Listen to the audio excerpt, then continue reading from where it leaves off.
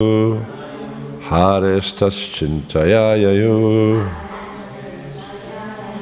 Hare Chintayaya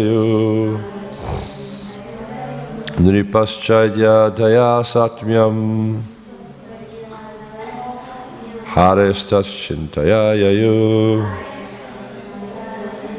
Jata Jata Bhagavato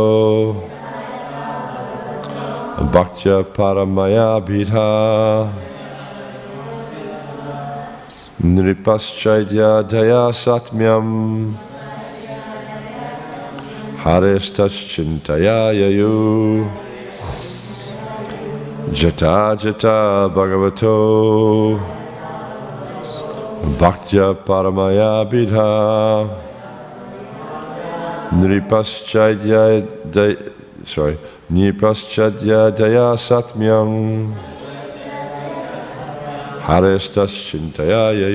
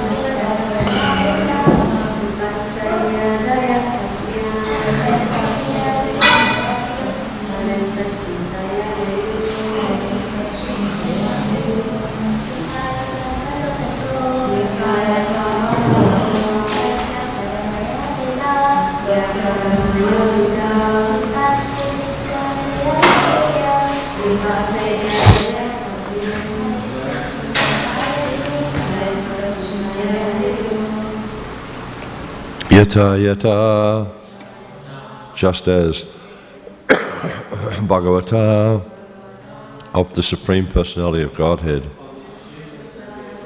Bhaktya by devotional service, Paramamaya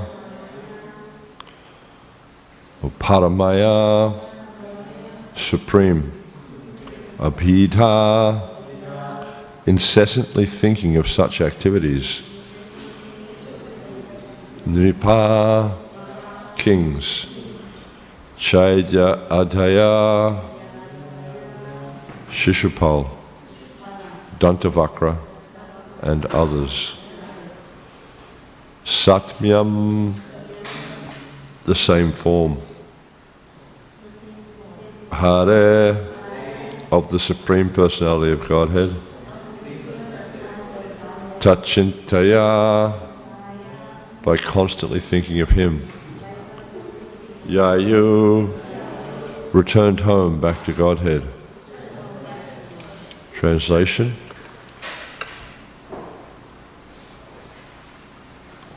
By devotional service, pure devotees who incessantly think of the Supreme Personality of Godhead receive bodies similar to His. This is known as Sarupya Mukti.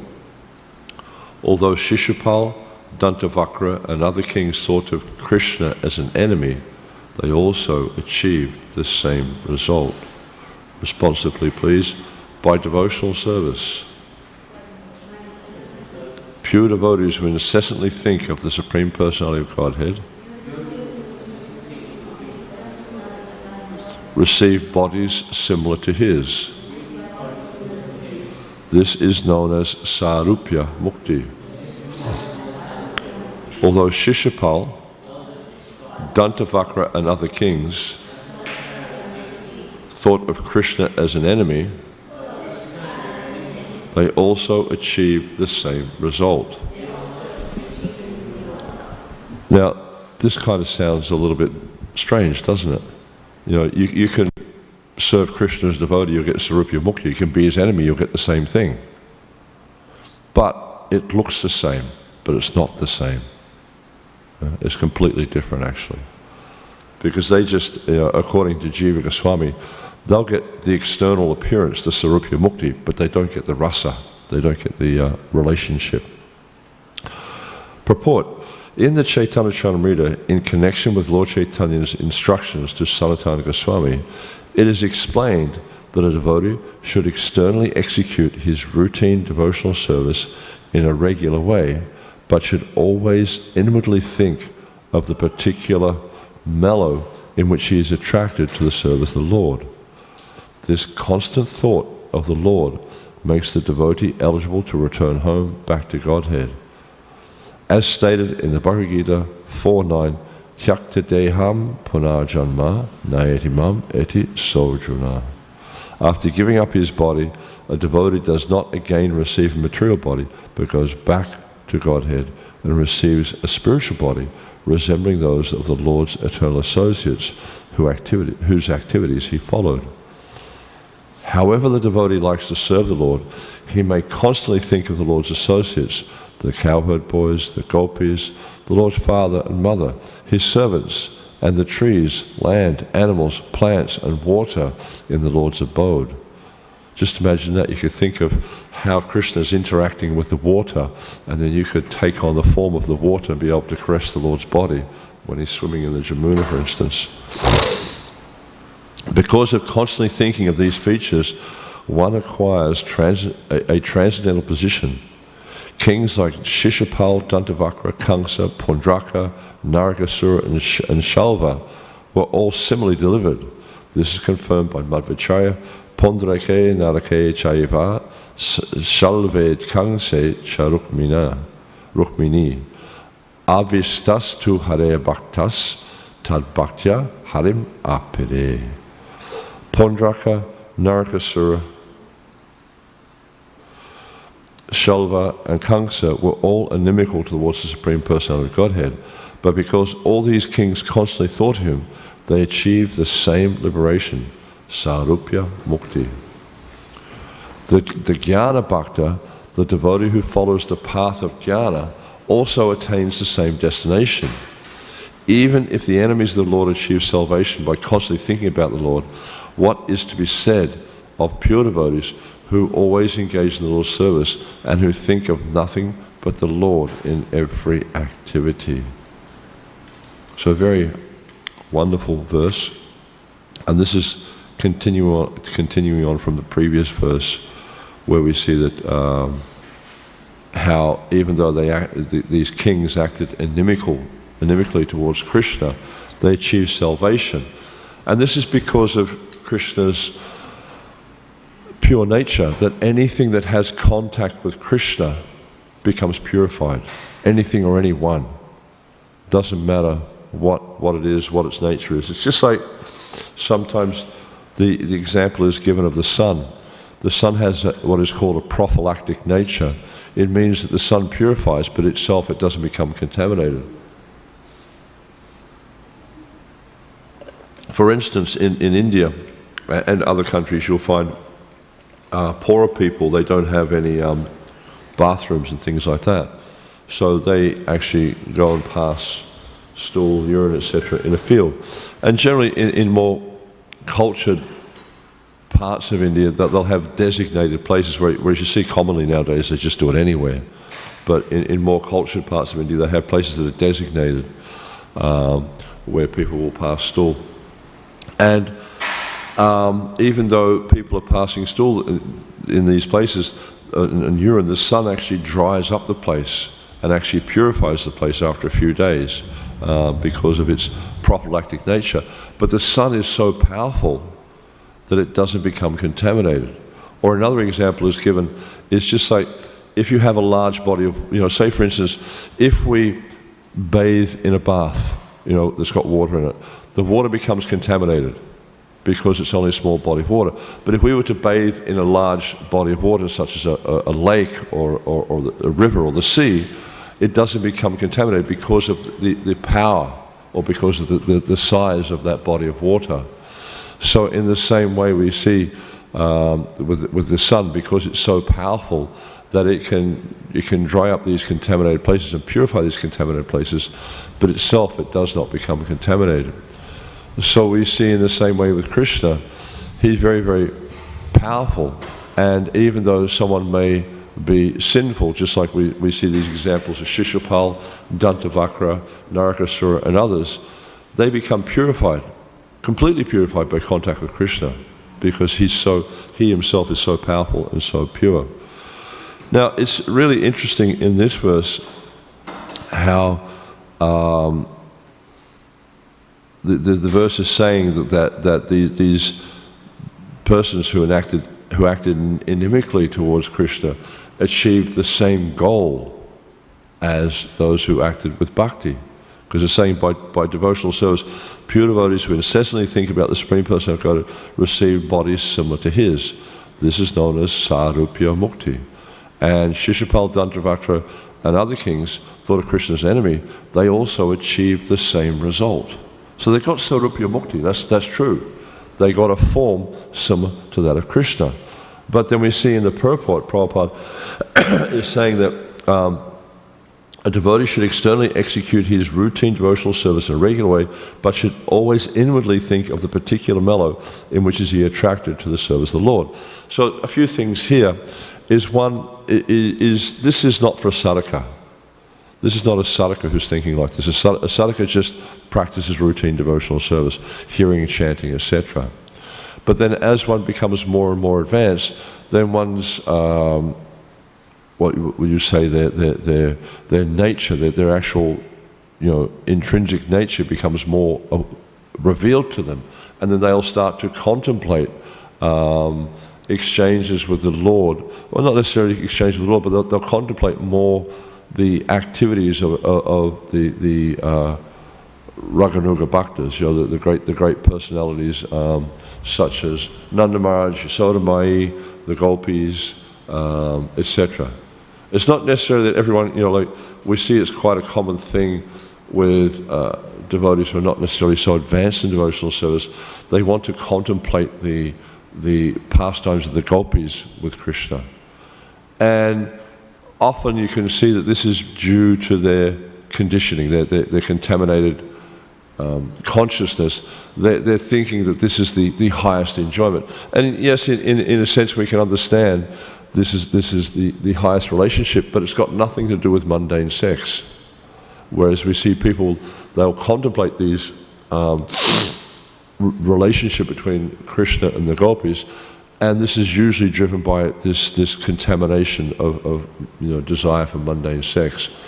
But here we see Prabhupada describing that whatever relationship you have, or whatever relationship you are attracted to, and he very interesting, he says, he talks about the cowherd boys, the Gopis, the Lord's father and mother, his servants. So he's talking about the major rasas, what is it?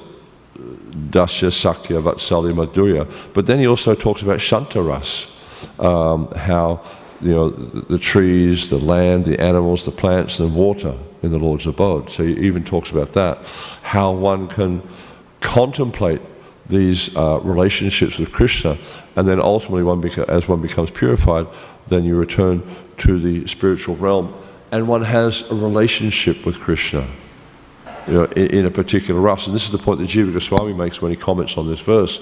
It's not that we just receive the form and there's no relationship. One who's a devotee of Krishna will receive the same form or a similar form to Krishna, but there's a relationship. One has exchange with Krishna in whatever the relationship one is attracted to, whether it's as a friend, as a lover, as a parent, as a child, as a servant, whatever it might be. One can have that relationship with Krishna. And the nice thing about the relationship is that there's no inebrities. It's not that the relationship is contaminated by the same challenges we have here in the material world, be it material desires, be it the body sort of malfunctioning or falling apart. It's not contaminated by any of these things, but actually it has no inebrities at all. And it's really interesting here, this is like the concluding section or the concluding words of this whole pastime. of Prahlad Maharaj. And I think it's 11, 12, 13, 14. This will be chapters 11, 12, 13, 14. Yudhisthira Maharaj will be further questioning Narad Muni, because this is actually a conversation. What's being described here is a conversation between Yudhisthira and Narad Muni. Yudhisthira Maharaj has asked Narad Muni questions, and this whole story of Prahlad Maharaj and his exchanges with Hiranyakashipu being related to Yudhisthira Maharaj by Narad Muni. And it's really interesting how this conversation came about, because if we look at, I think it's chapter 18, in the middle of chapter 18 of the 6th canto, Parikshit Maharaj was listening to Shukadeva Goswami. Shukadeva Goswami described how the two sons of Diti, meaning Hiranyaksha and Hiranyakashipu, were killed by Vishnu to favor Indra. And Parikshit Maharaj thought this is quite interesting. Well, I thought Krishna was impartial. How is it that he seems to be favoring the sons of Indra against the sons of Diti? So he seems like he's favoring the sons of Aditi against the sons of Diti. And it's kind of interesting because he asked this question in the he hears this point being mentioned in the middle of the 18th chapter, and you may remember there's 19 chapters in the 6th canto, and yet he doesn't actually ask the question until the first verse of the 7th canto. So we can see that he's kind of like, he waits till Shukadeva Goswami finishes describing he was talking about the Pungsavana Prata that was performed by Diti, which this all goes on for a chapter and a half of the Bhagavatam. And so not only doesn't he interrupt, but he remembers his question. He remembers what he wanted to ask. I mean, I know myself, it's like when I hear something, that's interesting, I want to ask a question. I've got to ask the question. I can't wait, and I almost interrupt people just to ask the question. My concern is that I might forget what the question is, or forget what they were talking about, because usually, so many other things come up and other questions come up. But Parikshit, it's not like that. He's a person of caliber, and he has a good memory, and so he doesn't interrupt his teacher, his spiritual master, but also he remembers what the question was, and we see he remembers many, many questions as the Bhagavatam unfolds. You see how points come up, and it's the same with the sages in Nrsimha. All these different points come up, and they remember the question. Sometimes many chapters later, they say, "Well, actually, you said this," and we're really interested to know what is the answer to this. We see this, when this discussion about Vidura in the 3rd canto. There's a really interesting discussion about Vidura, but Vidura was mentioned in the 1st canto. How Vidura gave up his home and left the palace and left his bow on the door. And then later we see how the sages in Nrsimha, they asked Sutta Goswami, well, can you explain more about this? We're really interested to hear about this. So we can see how these people, the sages, King Parikshit, etc., how they have, their minds are quite controlled. They're able to patiently hear, but not forget the question, not forget the points that are important to them. And we can see how, as Kali Yuga has evolved, how these qualities are also disappearing. People just, their memories are just like so poor in this day and age. All of us, our memories are very, very poor. But we can see previously, people had very good memories. And even the Bhagavatam and the scriptures, they were not written down at all. Like now we have all this elaborate system of numbering, etc., like that. But if you look at the Puranas, in the Puranas, generally speaking, there's no numbers. And you'll see when the Goswamis, for instance, when they're quoting particular verses from Puranas and things like that, they generally will just quote the line rather than saying, this number, verse, blah, blah, blah. They'll just quote the line because that's what was known. There was no numbering system, and there's no systematic structure or systematic kind of organization of the scriptures like there is now with numbers and cantos and all that sort of stuff, because everything was from memory. There were no books. I mean, even the printing press, if you look at the printing press, this only came about, I think it was about 300, 400 years ago. So it's only a very recent thing. Whereas, these sages have been quoting these various passages from different scriptures for millennia. But it's all based on memory. They had a very, very clear memory. They understood. They recall the scriptures verbatim, but they also understood the context of the scriptures. So what happens in the beginning of the 7th canto, in the very first verse, Parikshit asks Shukadeva Goswami, we see that the Lord Vishnu, he seems to favor the sons of Diti, Aditi, Indra, and he kills Hiranyaksha and Hiranyakashipu. It seems like he's partial. And the first chapter, I don't know if you remember the name of the first chapter. The first chapter is actually called that the Lord is impartial to all. He doesn't take favorites at all. And so what happens, we see, is he asks this question at the beginning, and he says, how can the Lord show partiality? And then Sukadeva Goswami, he responds, and he proves that the body of the conditioned soul is infected by the three qualities of nature: goodness, passion, ignorance. And as such, dualities arise, such as enmity and friendship. But these things don't exist. They have enemy, friendship, attachment, detachment. But these things don't exist in the Supreme Personality of Godhead because he's above the modes of nature. He's not influenced by the modes. Actually, we see Maya Jakshena Prakriti Suyate Sachara. He's saying that this is my energy. I'm controlling this energy, and from it come all moving or non-moving living entities. He's saying that I'm the controller of this energy. So he's not affected by the modes of material nature. Yet we see, it's really interesting, we see how he takes on human-like forms and behaves like a human being. Just like we see in the pastimes of Ramachandra, or we see in the pastimes of Krishna, or practically any incarnation of the Lord, where he takes on a human, a form that looks human, that he seems to demonstrate human qualities.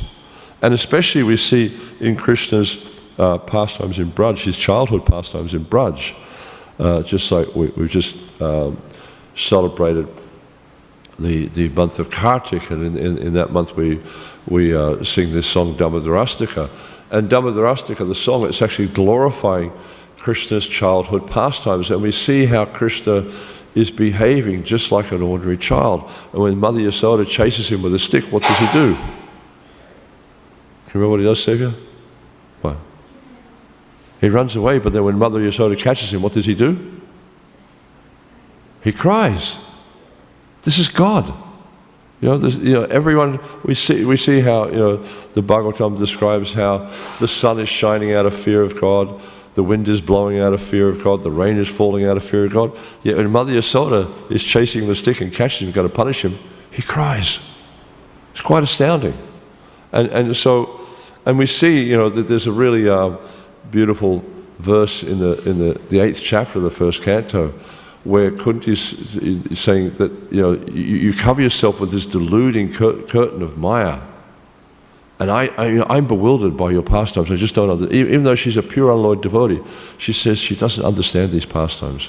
How when Yashoda Mai chases you, because she has more of an Aishvarya understanding of Krishna, how he's the Supreme Personality of Godhead, but Yashoda Mai doesn't have that. So we can see actually that her relationship with Krishna is superior to Kunti's relationship. Even though they both have prem, it's a different type of prem. Kunti's prem is more imbued with Aishvarya. We see with Yasoda Mai, her prem is imbued with this motherly affection. She only knows Krishna as a son. And she only wants to be able to raise him so he becomes a good man. You know? Whereas Kunti, she's seeing Krishna as the Supreme Personality of Godhead. And we see with Yasodamai, whenever this enters in, these Aishvarya concepts enter into her consciousness, she wants to get rid of them because this interferes, with her relationship with Krishna. And you'll see with all the residents of Vraja, they have this same kind of disposition. Is that from time to time they see the majesty of Krishna, the opulence of Krishna, but it's interfering with their relationship, and so they don't want to know about that. No, this is not correct. Where's Krishna? We see that wonderful story where Krishna leaves the rasa dance, and the gopis they go looking for Krishna, and they come across Narayan, and they offer their pranams to Narayan. They say to him, "Where's Krishna?" They're not interested in this Aishvarya sort of concepts. They're just interested in Krishna. And they simply see Krishna as the most lovable person. That's all their interest is. They don't care whether he's God or what. That's not interested. He's so beautiful, he's so attractive, and he's so lovable. We just want to be with him. We just want to care for him. We just want to have loving exchanges. Whatever their relationship is, that's all they're interested in. And we see here, it's really interesting how it's describing how these great devotees incessantly think of the Supreme Person of Godhead, and they excuse me, they develop this, the Sarupya Mukti. They take on a form which is similar. I mean, there's different types of liberation. There's Sarupya, there's Samipya, there's Shasti, and there's Salokya. And there's also the Sayuja, which devotees aren't really interested in. But one can have the same form, one can have the same opulence, one can have the same planet, one can be a friend, like an associate. So we see in different ways the devotees of Krishna, they receive these opulences. But the difference between them and the demons is the demons may take on the form, but the relationship's not the same.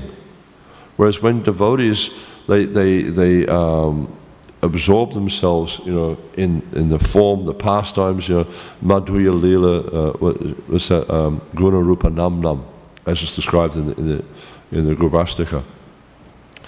How one becomes absorbed in the Lila, the qualities, the form, the name, and then one actually achieves this destination, due to one's meditation.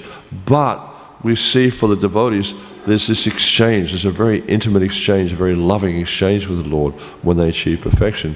Whereas for the demons, they don't have, and this is described by Jiva Goswami, is they don't have this same exchange of, as the devotees do. And then, so Sukadev Goswami, he explains that there's no dualities. And in order to give clarity on the point that he's making, he describes this whole pastime of Prahlad and the killing of Prahlad with Nrsimhadev, and the killing of Hiranyakashipu. And even we see like with here with Shishupal, and it mentions here Shishupal, Dantavakra, and other kings, that they achieved this liberation. And as I was mentioning before, because of the pure nature of Krishna, we see the same thing happen there in the Balakurukshetra. Is that so many people were killed on the Balakurukshetra, and those who were killed by Arjuna, seeing the Supreme Personality of Godhead, they also achieved liberation. Even though they may have been shooting arrows in the direction of Krishna and Arjuna, and they may have inflicted, harm upon the body of Krishna, still, because they saw Krishna at the moment of death, they actually achieved, the bare minimum heavenly planets. But that was for the other Kshatriyas. But those who actually saw Krishna at the moment of death, they achieved liberation. Again, may not be the same liberation as the devotees achieve, because the devotees, the liberation they achieve, they're not, devotees aren't so much interested in liberation, they're interested in relationship. So this is what they achieve. They achieve a loving relationship with the Supreme Personality of Godhead. in one of these various rasas. And it's really interesting here also, commenting on this verse, Vishwanath Chakravarti Thakur, he quotes a similar verse from the 10th canto, chapter 83, the prayers by the personified Vedas. And it's describing there how the personified Vedas, they're offering prayers. You see at the end of the 83rd chapter, how the personified Vedas are offering prayers to Krishna. Krishna becomes, they're glorifying Krishna. Krishna becomes happy with their prayers, and he asks them if they want a benediction. And so they say, yes, we'd like a benediction. We'd actually like to have a relationship with you similar to the gopis of Vrindavan. And then Krishna says, oh, this is very difficult. It's almost impossible to achieve it. But because I've sanctioned it, because I've offered you a benediction, it will happen. So then what happens is, and this is also described in the Bhagavatam, it touches on the gopis who are the Shrutis. But we also see that this is described in one of the Puranas, I can't remember which one. But it mentions how in a later kalpa of Lord Brahma, that they also became the gopis